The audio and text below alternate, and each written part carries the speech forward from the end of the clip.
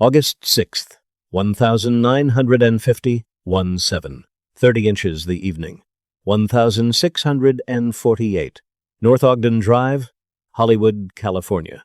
Less than 3 blocks from Hollywood Boulevard. A quiet residential street in the shadow of the most glamorous entertainment industry in the world. A parked Oldsmobile with Missouri license plates sits at the curb. The car radio is playing. 2 men sit in the front seat. Tony Brancato in the passenger seat. Tony Trombino behind the wheel. Trombino reportedly about to light a cigar when the back door opened. They are waiting for a man named Jimmy to climb into the back seat and drive them to a high-stakes poker game worth $40,000. Jimmy climbs into the back seat. He is not alone. A second man follows him in, fumbling nervously with the door handle. The door opens. Both men settle into the rear. Jimmy the Weasel reaches under his jacket, presses a .38 caliber revolver against the back of Tony Brancato's head, and fires twice. He turns the gun on Trombino and empties it. The nervous man in the back seat finally draws his own weapon and fires once. Both men exit the Oldsmobile. They run to the second car, parked down the block, a crash car positioned specifically to intercept any police pursuit, and the getaway vehicles disappear into the Hollywood evening. The car radio keeps playing. Nobody on the street has fully understood what just happened yet. When the police arrive, Deputy Chief Thad Brown and Detective Lieutenant George Stoner are among the first on scene, pointing toward the direction the killers are believed to have fled. They find 2 dead men sitting upright in the front seat of a car with Missouri plates. 3 bullet holes have pierced the windshield from the inside. Tony Brancato is 26 years old. Tony Trombino is 31. Between them, they have 46 combined arrests and 17 convictions. Between them, they have robbed mob-connected bookmakers in Beverly Hills, stolen from the most powerful casino in Las Vegas, and cheated the wrong bookie out of $3,000. Between them, they have, according to one theory that has never been fully disproven, pulled the trigger on the most famous unsolved mob murder in American history. The car radio plays on. The bodies sit upright.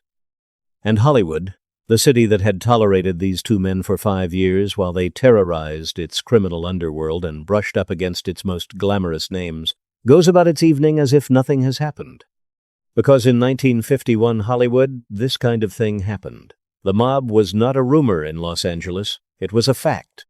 And the 2 Tonys, the most audacious, most reckless, most relentlessly self-destructive pair of freelance criminals in the city's underworld, had finally run out of room. This is the full story of Tony Brancato and Tony Trombino. Not just the execution on Ogden Drive. All of it. Where they came from. What they did in the 5 years between arriving in Los Angeles and dying in that Oldsmobile. Why a city full of movie stars, studio bosses, and carefully constructed glamour tolerated 2 violent shakedown artists from Kansas City for as long as it did. And the one question at the center of their story that nobody has been able to answer in 74 years. Did the 2 Tonys kill Bugsy Siegel? Kansas City, Missouri, 1940s. Before Los Angeles, before Hollywood, before the Flamingo and the bookmakers and the Oldsmobile on Ogden Drive. There were 2 young men from Kansas City who had decided independently and then together that the fastest way out of poverty was violence used strategically against people who could not easily report it to the police. Anthony Brancato was born in Kansas City on July 18th, 1914. The biographical details of his early life are sparse, as they tend to be, for men who spent their careers avoiding documentation. But what the record shows is consistent. He was involved in armed robbery and drug dealing from a young age. He was good at both. He had the particular combination of physical confidence and emotional coldness that makes someone effective at threatening other people for money. He found early on that the criminal ecosystem of Kansas City in the 1940s rewarded exactly those qualities if you aimed them at the right targets. Anthony Joseph Trombino arrived in Brancato's orbit through the same Kansas City underworld. His birth year is listed as 1919 or 1920, depending on the source. making him 5 to 6 years younger than Brancato. He was, by every account, the steadier of the two, slightly less volatile, slightly more reliable in execution, the kind of partner who made the other man's recklessness manageable, because someone had to be thinking 2 steps ahead. Together, they formed the partnership that would eventually earn them their nickname, the Two Tonys. 2 men from the same city, the same world, the same criminal instincts, operating as a unit with the kind of synchronized efficiency that comes from years of shared experience and mutual trust. Their criminal record accumulated steadily 46 combined arrests across their careers: robbery, assault, rape, charges that ran the full range of violent crime, 17 convictions between them. They were not careful. They were not subtle. They operated through the straightforward application of force, and they were effective enough at it to build a functional criminal career in Kansas City before the opportunity to move west presented itself. In the late 1940s, Tony Brancato's older brother, Noria, was working in Los Angeles for Mickey Cohen, the flamboyant, volatile, and extraordinarily well-connected gangster who controlled much of the Los Angeles underworld. Noria Brancato was, according to Cohen's own account in his memoir Mickey Cohen, in my own words, a genuinely solid man, a real gentleman who was loyal and had great respect for people. When Noria approached Cohen and asked permission to bring his younger brother Tony out from Kansas City, Cohen agreed. He trusted Noria. He extended that trust to Noria's younger brother as a professional courtesy. Tony Brancato arrived in Los Angeles in 1946 and joined Cohen's crew. Tony Trombino followed shortly after. Almost immediately, the 2 Tonys began making themselves unwelcome. Mickey Cohen was not a man who built his operation on restraint or civility. He was himself a product of violence, a former professional boxer who had spent his career in the underworld, accumulating enemies faster than most men accumulate friends. But he understood, in the way that successful criminal operators always understand, that violence was a tool with specific, appropriate applications. You used it to enforce. You used it to protect. You used it when necessary to eliminate threats. You did not use it randomly, and you did not use it against people who were protected by relationships and agreements you did not have the standing to override. The 2 Tonys did not understand this, or did not care. According to Cohen's own words, Brancato and Trombino began to muscle people and bulldoze people, things that were uncalled for in that part of the country. They targeted bookmakers and gamblers who were operating under the protection of the broader syndicate. They ran shakedowns without permission, without sanction, without the approval of the men whose territory they were operating in.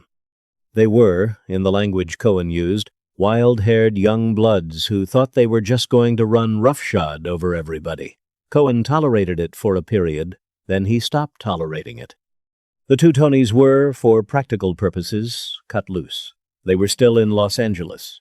They were still operating in the same criminal ecosystem, but they no longer had Mickey Cohen's implicit protection covering their activities. By the summer of 1951, Cohen himself was in federal prison for income tax evasion, removing the last trace of any buffer the 2 men had once enjoyed. In a city where the Los Angeles crime family under Jack Dragna, a quieter, more methodical, more traditionally structured organization than Cohen's operation, was paying close attention to who was doing what in its territory, operating without protection was its own form of danger. Here is where the story becomes extraordinary. Between their arrival in Los Angeles in 1946 and their deaths in August 1951, Tony Brancato and Tony Trombino accumulated a shadow biography that reads, depending on which accounts you believe, as either the most audacious criminal career in Hollywood's history or as the most reckless series of coincidences ever assembled around 2 men from Missouri. In Beverly Hills, they robbed bookmaking operations repeatedly. The sportsbook manager, who would later identify Brancato at the Flamingo, a man named High Goldbaum, had been robbed by Brancato multiple times in Beverly Hills before encountering him in Las Vegas. The Beverly Hills bookmaking scene in the late 1940s and early 1950s was not a civilian enterprise. It served in significant part the entertainment industry and the wealthy social circles surrounding it. Actors, studio executives, producers, and musicians were regular clients of Beverly Hills bookmakers. When the two Tonys robbed those bookmakers, they were not simply stealing from small-time criminals. They were reaching into a social ecosystem that connected directly to the most famous names in American entertainment. The specific claim that they robbed Frank Sinatra directly appears in popular accounts of their story. The documented record confirms they robbed Beverly Hills bookmaking and gambling operations that served the Hollywood entertainment world extensively. Whether Sinatra specifically was present at or victimized by any of these robberies is a claim that circulates in mob history accounts, but does not appear in primary court documents or FBI records with the specificity that would fully verify it. What is verified is that they robbed mob-connected operations throughout the Beverly Hills and Hollywood area repeatedly, without restraint, across a period of several years, and that those operations served a clientele that included the highest levels of the entertainment industry. Brancato was also identified by Los Angeles police as a suspect in the July 1949 assassination attempt on Mickey Cohen himself, a brazenness that, even then, left investigators struggling to understand what limits, if any, these two men respected. But that is not the most important shadow in their biography. The most important shadow is this.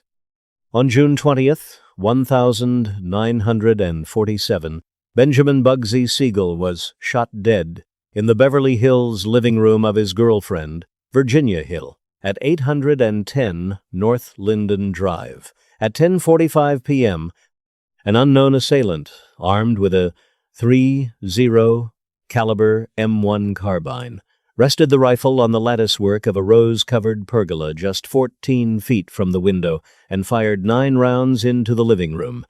4 of them hit Siegel. 2 went into his head. He died immediately, still holding the copy of the Los Angeles Times he had been reading.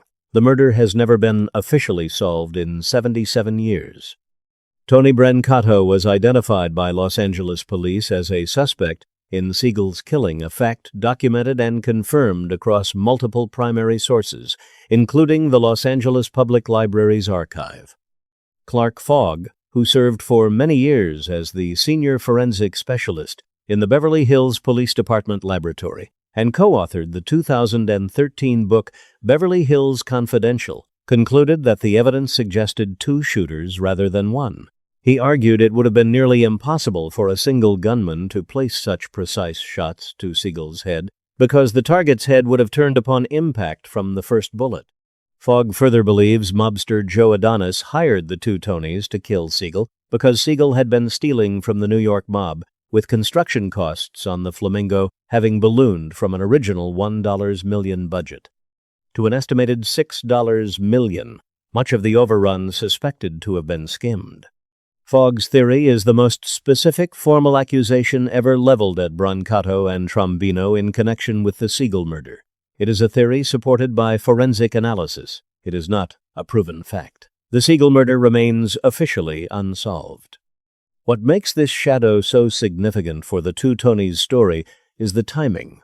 They arrived in Los Angeles in 1946. Siegel was murdered in Beverly Hills in 1947. Brancato was immediately identified as a suspect. He was never charged, and the 2 men continued operating in the same city, in the same criminal ecosystem, for 4 more years after the most famous mob murder on the West Coast. Either they were innocent of Siegel's murder, or they were protected from the consequences of it, perhaps by the same New York interests that Fogg believes ordered the hit until they stopped being useful or started being too dangerous to keep alive. 4 years after Siegel died on a floral couch in Beverly Hills reading the Los Angeles Times, the 2 Tonys made the mistake that finally ran out their remaining credit with every criminal organization in the city. May 28th, 1951.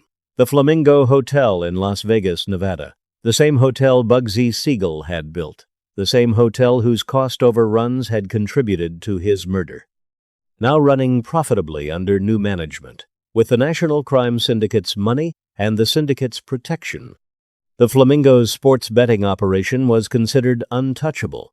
Every serious criminal in the country understood that you did not rob syndicate operations. These were not informal understandings. They were the foundational rules of operating inside the broader organized crime ecosystem. The two Tonys, along with three other masked gunmen, walked into the Flamingo's sports betting cash room and robbed it of $3,500. Tony Brancato did not wear a mask. He lost his straw hat during the escape, leaving it at the scene, and was also caught on the casino's camera.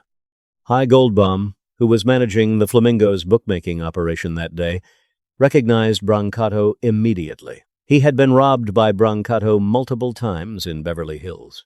He knew exactly who he was looking at. Brancato was placed on the FBI's 10 Most Wanted Fugitives list on June 27th, 1951, one of only a handful of criminals in the country to receive that designation at the time.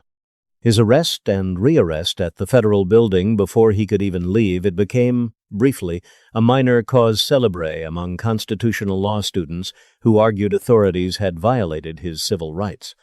2 days after his surrender, with his lawyer present, Brancato had posted $10,000 bail only to be immediately arrested again on a Nevada fugitive warrant. He was now out of money and could not post bail on the second charge. Trombino was arrested in San Francisco the same week. Both men arranged bail. Both men skipped and went to a hideout in Los Angeles.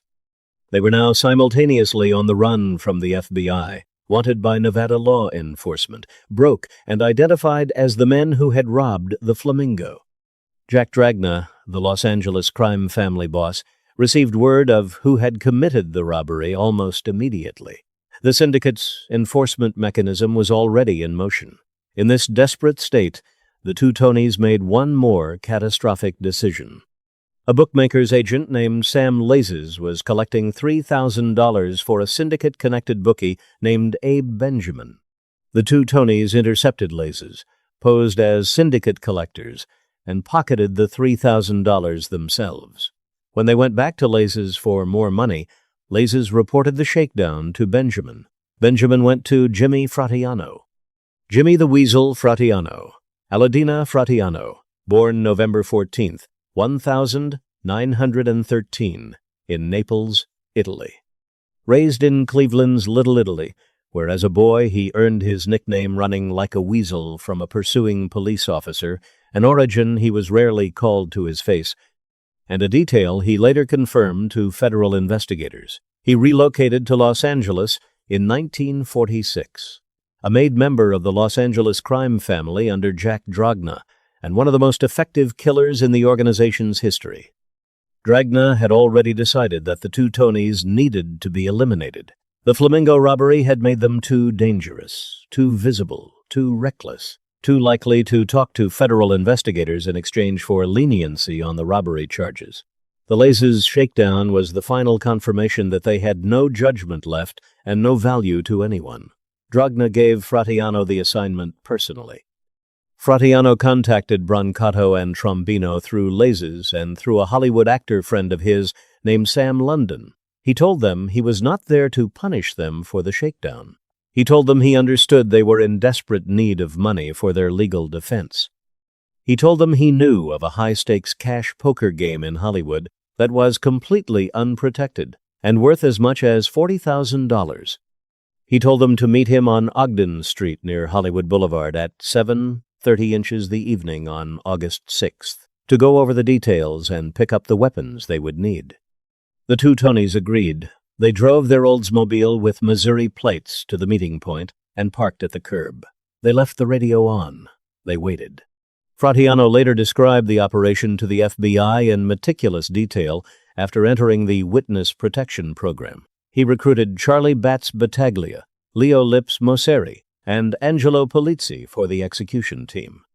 Mosseri, who would later rise to become underboss of the Cleveland crime family, drove the second car, designated the crash car, positioned to intercept any police pursuit. Nick Licata, The 5 o'clock club restaurant owner in Burbank arranged a party at his establishment that evening to serve as an alibi for the entire team. The party was a fish fry, attended by multiple witnesses who could confirm the team had been there all evening. Battaglia was nervous. It was his first murder. Fratianno had to talk him through the approach, checking the safety on his weapon, giving him instructions. When the two Tonys' Oldsmobile pulled up and parked, Fratianno gave the word. He and Battaglia exited the second car and walked to the Oldsmobile. Battaglia fumbled with the door handle. Fratianno reached over and opened it himself. Both men climbed into the rear seat. Trombino was behind the wheel. Brancato was in the front passenger seat directly in front of Fratianno.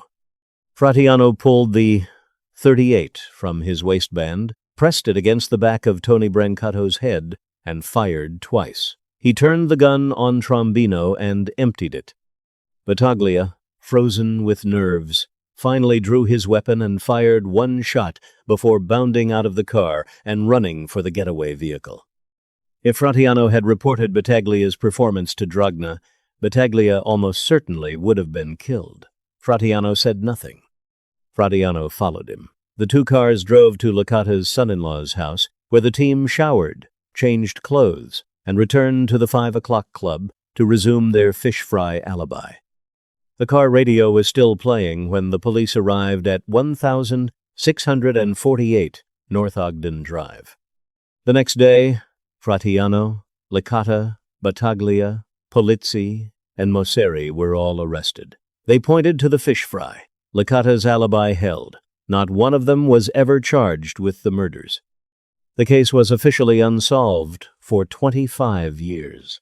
After the murders, the LAPD prepared an internal report titled Gangland Killings, Los Angeles Area, 1900-1951, a document that traced the city's organized crime violence back to 1906 and confirmed one constant across all 5 decades: how easy it was to get away with murder in Los Angeles. When Fratianno finally agreed to become a government witness on November 29th, 1977, the first acting Mafia boss in American history ever to flip, he admitted his role in the two Tonys' murders to federal investigators. It was too late to prosecute. The statute of limitations had run. The confessions were used to understand the historical record, not to build a case. Fratianno became the highest-ranking mafioso ever to turn government witness, until Sammy the Bull Gravano surpassed that distinction a decade later. His testimony resulted in the racketeering convictions of 5 high-level mafia figures, including Frank Funzi, Thierry, Anthony, Fat Tony, Salerno, Carmine Persico, and his own boss, Dominic Brooklier. In 1980, he entered the Federal Witness Protection Program. In that same year, his biography, The Last Mafioso, co-authored with Ovid Damaris, was published, a book in which Fratianno described the two Tonys' murders with the same matter-of-fact precision he brought to everything else. "They robbed the Flamingo," he told an interviewer years later, "and we just had to kill 'em." The Justice Department ultimately spent nearly $1 million protecting the Fratiannos before expelling him from the program in 1987, declaring it was not a retirement plan for former mobsters. Jimmy the Weasel died on June 29, 1993, in Oklahoma City, at the age of 79, of natural causes, Alzheimer's disease, and a series of strokes, never having been convicted of the two Tonys' murders. The two Tonys themselves passed into American cultural memory. Their killing was depicted in the 1997 Curtis Hanson film, L.A. Confidential, and the Season 5 premiere of The Sopranos in 2004, titled Two Tonys, referenced their story directly. The Mob Museum has since confirmed, based on Fratianno's testimony, that the hit was ordered by Jack Dragna and carried out by Fratianno and Battaglia.